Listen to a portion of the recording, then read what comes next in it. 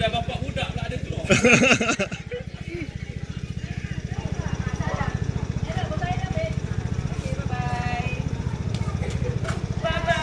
Bye bye.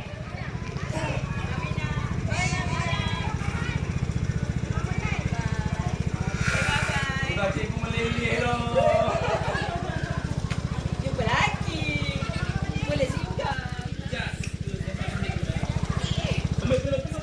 Salam. Sini dah.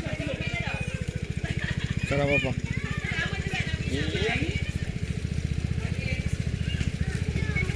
Dah salam dengan cikgu ke?